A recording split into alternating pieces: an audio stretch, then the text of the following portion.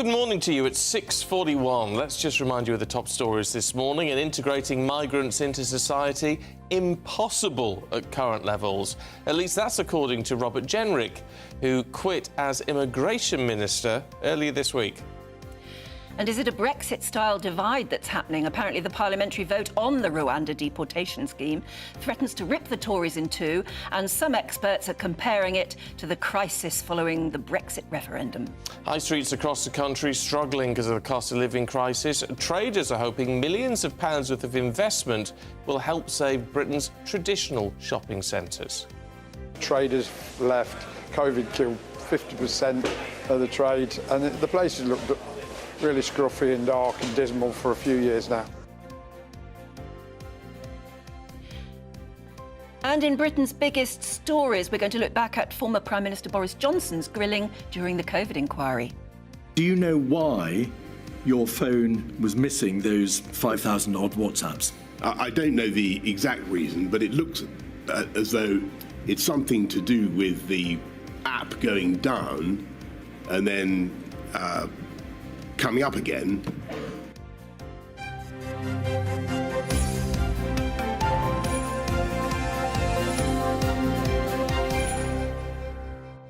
It got turned off and on again. Yeah. Oh, it's not the most... We all do that, do we? We all do that. I've lost messages on WhatsApp before, to be fair.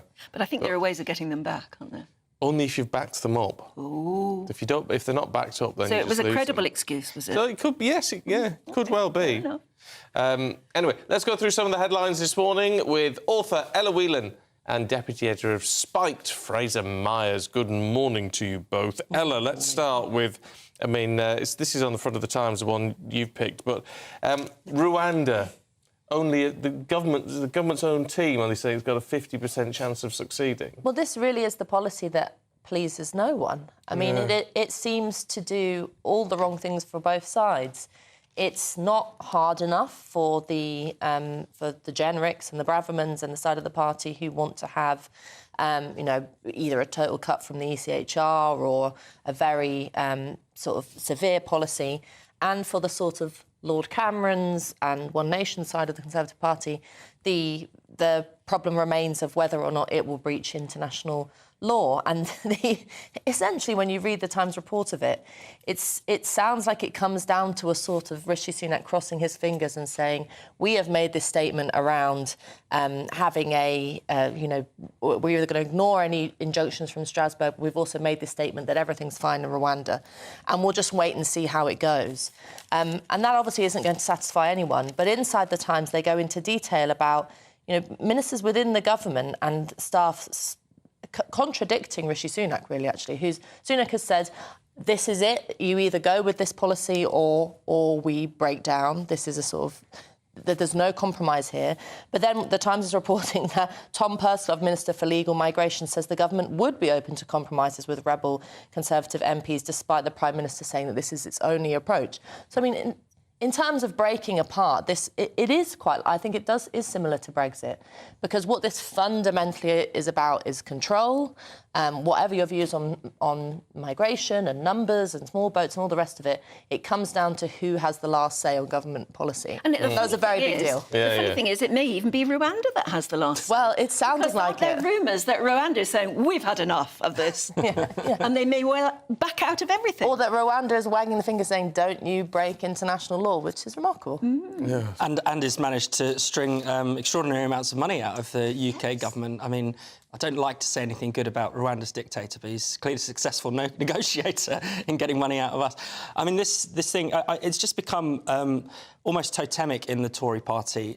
For those on the right, you have to support the Rwanda scheme to show that you're tough on migration. But people have stopped even worrying about whether it's actually a good idea, because it seems as if, even if it does go ahead, they'd probably only send a few hundred people it's the deterrent. It's the deterrent, yeah. Aspect. I mean, obviously that remains to be seen. I mean, it's people who are crossing the English Channel. They're risking their lives doing that. I think death is a pretty big deterrent. I mean, they have a different set of... they're deterred by different things than you or I are. Let's put it that way. But it seems as if it could still be scuppered in the courts. So much potential for it to go wrong.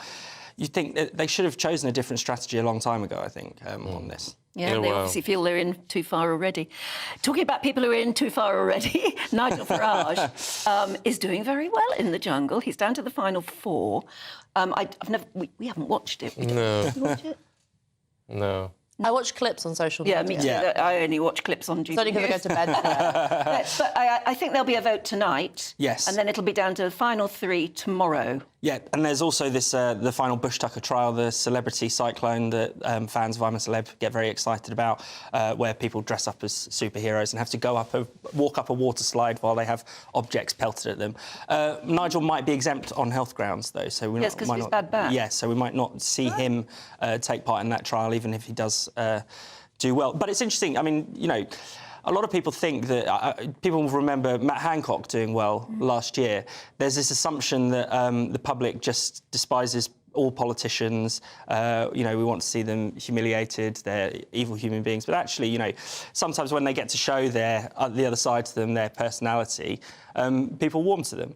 I mean, also following the conversation about I'm a Celeb on Twitter is hilarious because people seem to think that, you know, just because Nigel Farage is on there eating kangaroo anus or something, that it's going to be... But we're being brainwashed into sharing his beliefs about Brexit or immigration or something like that. The bottom line is, it's whether people like you or not, and what people have never understood in this country, or the political elite and the media elite have never understood in this country, is that people quite like Nigel. Yeah, and he is actually, you know, his views on things are quite normal. You know. Well, the other thing is, don't you think the way we perceive politicians is very two-dimensional? It's what they say and tiny little sound bites of something. But actually, most of those are characters and they've got 3 dimensions at least. Yes, but I mean, I don't really care about politicians' personalities or their private lives or what relationship they have with their daughter or anything like the rest of it. I just want them to implement the policies I want them to implement. Well, yes, you know, but I think that the nice thing about, from the clips I've watched of I'm a Celebrity this year, they are quite a sort of... They're a nice bunch that are left in the semi-finals. Sam and Tony and Josie and Nigel. And there's... Actually, I watched a clip of them discussing Brexit a few days ago. And it was the kind of model discussion that you might want to have happen anywhere, which was it was nuanced, it was open, it was honest. And I think that kind of thing, if, you know, whatever about Nigel's career and whatever about his popularity, but I'm quite pleased that those kind of discussions are being had on a popular television show. And if that's all that he's succeeded in, I think it's quite significant. Yeah. No, I think it's a fair point. Proper discussion, sensible discussion. The fact that he's in the final weekend is quite something, isn't it?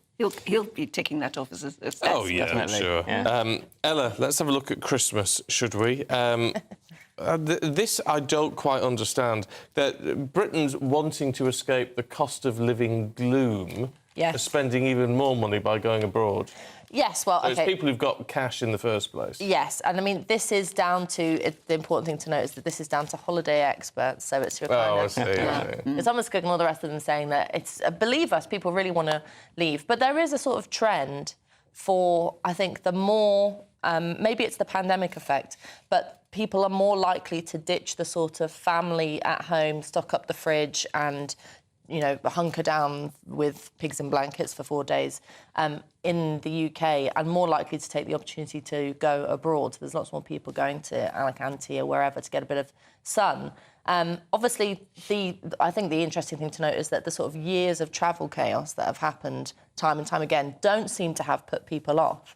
And I suppose it just goes to show how important family holidays are. That I can never get behind the idea that you would be in a swimsuit on Christmas. It just doesn't feel right to me. I'm with you. I can't be doing with the going away at Christmas. I can't even be doing with the going out for Christmas dinner. A lot of people do that, don't they? They book up the hotels. I tell you what I don't like about that one, and it's the tremendous sense of guilt I would feel about being served by people who are working on Christmas Day. But you may that doesn't be, sit right with being me. served by people who need the money and love their maybe. job, but also don't really particularly respect Christmas for religious reasons or whatever. So it isn't Maybe. important to them. But I'm just not comfortable with it. Yeah, I hope they're being paid double, triple overtime for it at the very least. Yeah. I wouldn't want to do it. Yeah. But anyway, that's just me. Maybe you're going to let us know if you're going out for Are you Christmas going to be dinner. on television on Christmas Day? See, that's working on Christmas Day, isn't it?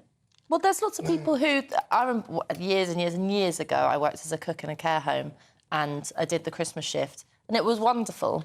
And then at the end of the shift, it was in Brighton, and my parents drove all the way up from East London to Brighton and picked me up with a little Christmas dinner and a foil, and it was the best Christmas I ever had. You remember that? Yeah. But you see, working in a care home slightly, you sort of feel like you're doing some good, rather than just feeding people who can afford to go out on Christmas Day. Do you know what I mean?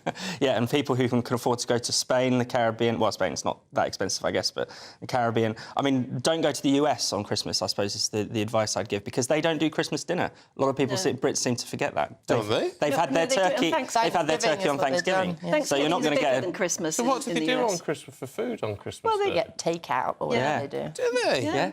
That's disgusting, isn't it? It's awful. So wrong. So I knew there was something. No, but they've really done it on Thanksgiving, haven't they? Yeah, so they've already done their turkey day. Yeah, and everything. Talking of the United States, Fraser, they've vetoed this call for a UN call for a Gaza ceasefire. Yeah, so the United Arab Emirates have called for a ceasefire. It's gone to the Security Council. The US has vetoed it. The UK abstained. It's quite significant seeing... Can I just say, would we have abstained because we knew the US was going to veto it? That's what I was wondering. Because it seems a bit lily-livered from us. Yeah, I'd say so. It's a bit cowardly of us to just abstain. I think I don't know how much this has to do with, Lord Cameron's position, as he seems to be less, less certain on this question. He takes a more balanced view than some people on the Israel-Palestine issue. I'm not entirely sure where our positions comes from, but I think, I agree with the US position, essentially. A call for a ceasefire, really it's a call on Israel to stop fighting. Yes. It's not a call on... there was a negotiated ceasefire not that long ago, and it was broken by Hamas, and it could have carried on had Hamas returned more hostages. But they decided they don't want to return those hostages, and it's believed for some of the worst possible reasons, because of some of the things that might have happened to those women that, I don't really want to go into too much detail there. We get the sort of... the gist. The nagging worries, the doubts that seem to be coming true. It's not. I think people need to be honest that it's not a ceasefire; it's a surrender that they're calling for. Yes. And why don't they say that? Why don't more people say that? I think that would, that would then expose the position. Isn't the true term, is it? No. They're calling for. Well, it's also just. I mean, this has been annoying is a very weak word to use, but it's sort of frustrating, annoying. The point all the way through is that people who, have a different position, perhaps on the pro-Palestine side, are unwilling to differentiate their pro-Palestinian self-determination position from a pro-Hamas position. And just the cowardice of being able to say Hamas has never been interested in a ceasefire. In fact, the absolute opposite. So this is just a nonsense. You're creating a fiction by saying that the ceasefire could take place. And also, it's important to recognise that this war has now gone slightly beyond Gaza as well. So, Israel is fighting also at the border with Lebanon. We've recently had attacks on ships by the Houthis from Yemen, various... Usually, actually, it's mainly Iran-backed groups attacking Israel on various fronts. Again, is there a call for those groups to lay down their weapons to stop fighting Israel? Certainly not as forceful as the calls that are being directed at Israel. Yeah. Let's just finish off, because we've only got 30 seconds. There's this carol service, the Royal Carol Service last night. Have we got pictures? Have we got a paper to bring up with lovely pictures? I mean, it's on all of them. There's the Times. Yeah, and there's the Mail. Oh, there's some vision. We've got vision. Pictures. I mean, look at that. It looks absolutely magical. Well, and I'm sure the music was wonderful, but really it's young Louis who has stolen the show once again with his cheeky behaviour, trying to blow out his sister's candle. Yeah, I just think that's really lovely to see. We'll show you more of those pictures a little bit later on. In the meantime, Ella, Fraser, thank you very much indeed. Let's go and check on the weather with Annie.